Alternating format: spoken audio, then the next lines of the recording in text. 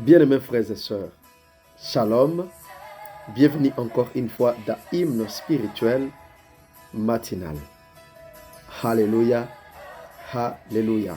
Vous connaissez très bien qu'ensemble, nous voulons encore hisser les drapeaux Jésus-Christ. Waouh, Dieu soit loué. Notre thème de cette année, c'est la profondeur avec Dieu, comme vous le connaissez déjà. Et nous en sommes arrivés à un sous-point où nous sommes en train de parler des anoutres de Dieu. Cela nous vient de Salomon, lorsque nous avons parlé de Salomon. Lorsque Dieu lui a donné des anoutres, alors ça nous a amenés jusqu'ici. Tous ensemble, nous sommes en train d'être bénis. Merci à vous tous qui êtes en train de partager ce message et qui continuent à prouver votre attachement à cette émission. Merci, que Dieu vous bénisse. Alléluia, alléluia. Alors, bien-aimés dans le Seigneur, une autre question aujourd'hui, nous allons y répondre.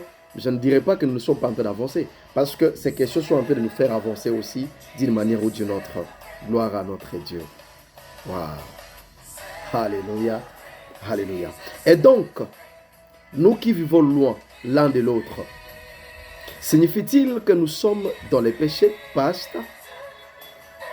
La question des frères, et voilà encore, nous disons merci beaucoup à notre frère pour cette question qui va nous servir de liminaire pour beaucoup d'entre nous. Alléluia.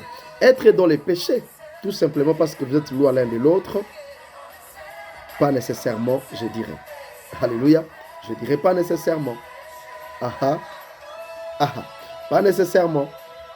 Pas nécessairement, mais au moins, considérons d'où nous venons avec ces sujets, nous sommes partis des causes à effet. Alléluia. Si vous considérez d'où nous venons pour qu'on en arrive ici, nous sommes partis des causes à effet. Adam et Ève, qui étaient destinés à vivre ensemble, non seulement comme une seule chair, mais aussi en Éden, ensemble en Éden, pour vivre pleinement leur vie d'ensemble. Qu'est-ce qui est arrivé?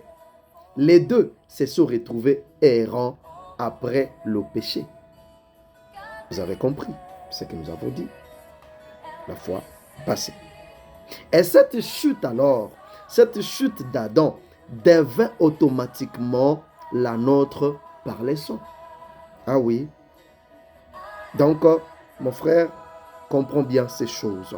Cette chute d'Adam est devenue la nôtre automatiquement par les sons. Pitié de nous, Seigneur. Alléluia.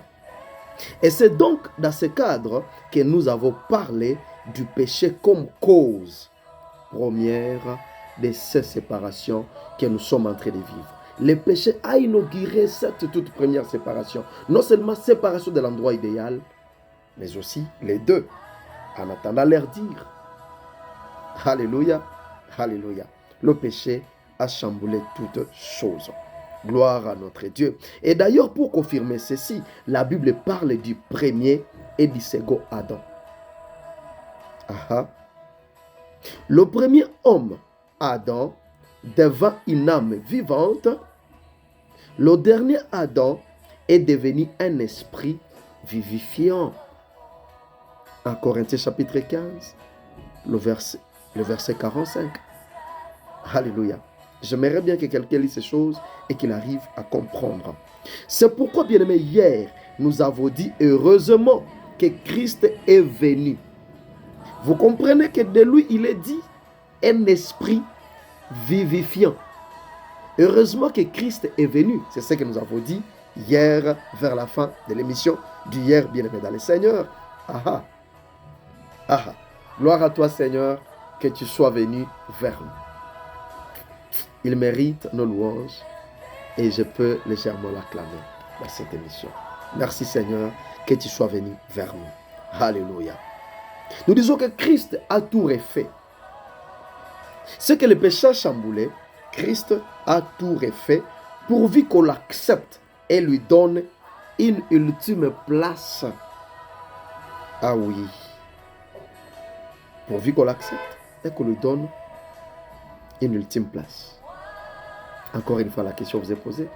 Quelle est la place de Jésus dans votre vie? Quelle est sa place dans votre famille, dans votre couple, dans vos projets? Quelle est sa place? Est-ce qu'il est là, je ne sais pas, à la dernière place? Dans votre véhicule, si je peux le dire. Il est dans les boots, vers behind, là derrière. Quelle est sa place? Alléluia. Il a besoin de l'ultime place. C'est-à-dire, ayant désormais l'âme vivifiante à nous, contrairement à l'âme vivante, c'est-à-dire Adam, ayant à nous désormais l'âme vivifiante, l'esprit vivifiant, contrairement à l'âme vivante bien-aimée dans le Seigneur, du passé, nous devenons libres du péché. Quelqu'un peut dire, je suis libre du péché. Nous devenons libres du péché. Nous sommes libres du péché. Alléluia, alléluia. Nous devenons non seulement vivants, mais surtout, nous devenons vivifiants. Tu es non seulement vivante, ma soeur, non seulement vivant, mon frère, mais tu es aussi vivifiant. Nous sommes vivifiants, mes frères et sœurs. C'est-à-dire, nous pouvons engendrer la vie. Nous pouvons donner vie. Nous pouvons communiquer la vie. Waouh! Considérez un peu la dimension dans laquelle Christ nous a largués, nous a amenés avec lui. Alléluia. Dans cette dimension, nous avons des dons. Nous avons des capacités. Nous avons des talents. Nous avons des initiatives pour pouvoir faire vivre nos familles étant ensemble. Dans chacun de nous tels que nous sommes là. Selon que Dieu nous a design. Nous avons nous les capacités. Nous avons les dons. Nous avons les initiatives dans nos têtes qui peuvent faire vivre nos familles ensemble, notre société ensemble. Bien aimé, c'est dans chacun de nous. Ce n'est pas donné à certaines personnes, à nous tous. C'est dans cela. Alléluia, alléluia. C'est-à-dire que dans la pensée de Dieu, nous vivons pour la famille et non pour l'argent. Alléluia.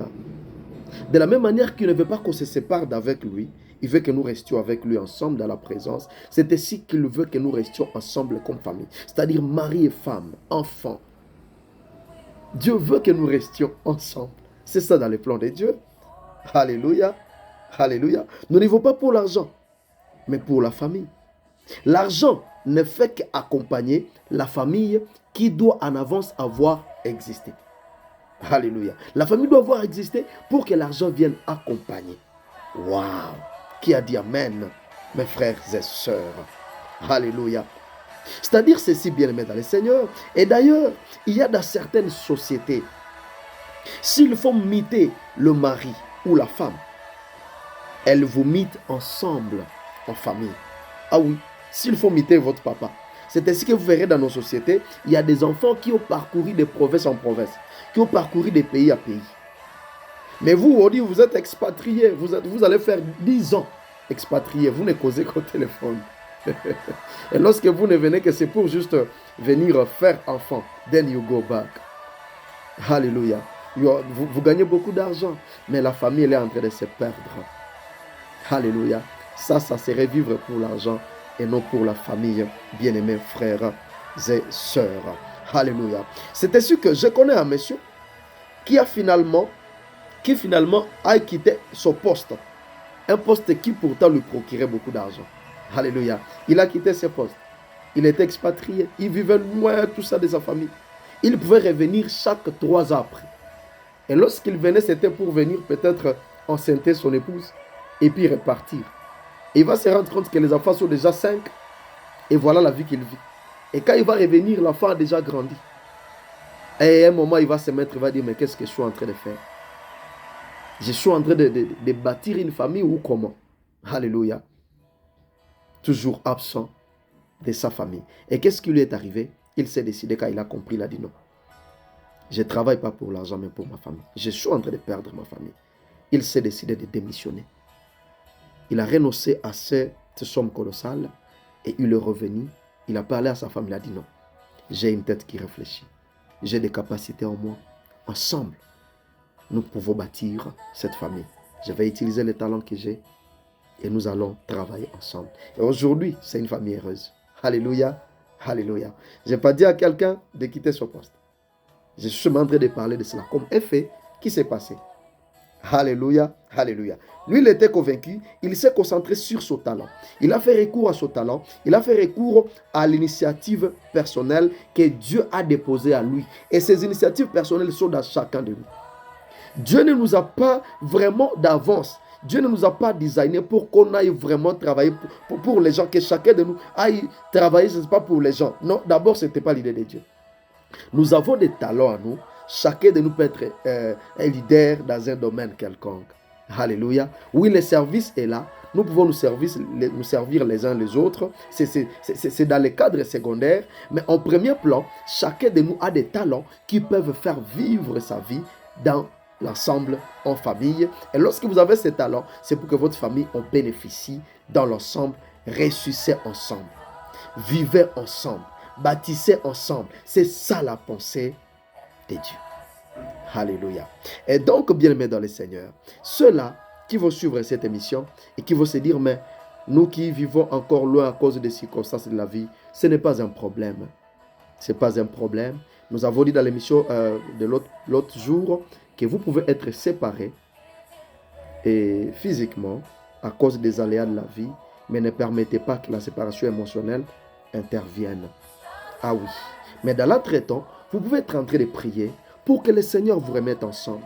Pour que le Seigneur vous oriente aussi sur une initiative personnelle qui pourra vous permettre peut-être de vivre ensemble pour la gloire de Dieu, pour bâtir une famille forte dans la présence de Dieu, mais aussi en présentiel comme famille.